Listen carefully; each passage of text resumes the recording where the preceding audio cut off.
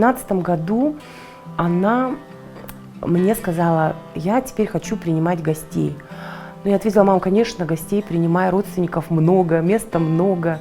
Вот, дети выросли, пусть приезжают гости. Нет, говорит, ты меня не поняла, я хочу принимать туристов.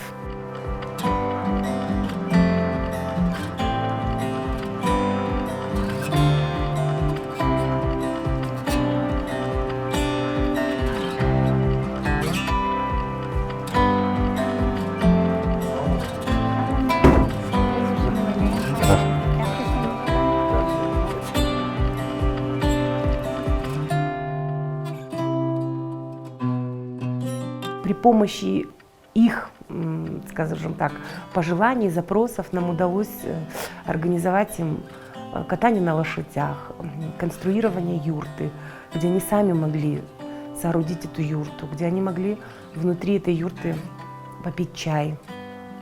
И местные ребята, они с удовольствием вовлекались в эти процессы, то есть предоставляя юрту, у нас тогда ее не было. Вот. Они привезли эту юрту, может быть, сами не понимая, на какой-то интересной тележке с осликами. И эти ослики, они просто произвели восторг, такой яркий восторг у наших гостей. Вот. Они все это, конечно, фотографировали и оставили большие отзывы. Вот. С тех пор, с 2012 года по настоящее время у нас побывали гости из 54 стран.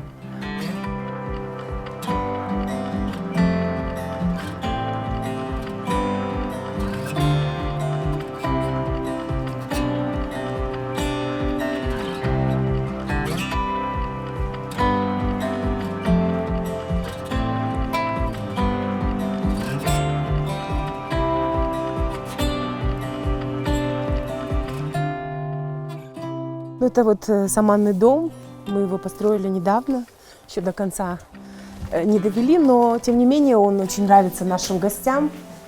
Это такой домик на небольшую семью, на двоих. Все строительные материалы использованы из натуральных материалов. Зимой здесь очень тепло, летом прохладно. Даже эти окна они имеют смысл того, что дом делать еще более энергоэффективным. Нам установили солнечный коллектор. Благодаря этому солнечному коллектору вся вода в доме горячая, очень хорошей температуры, в достаточном объеме. Наш этот душ и в доме душ, и также саманный дом – это наш вклад в сохранение окружающей среды.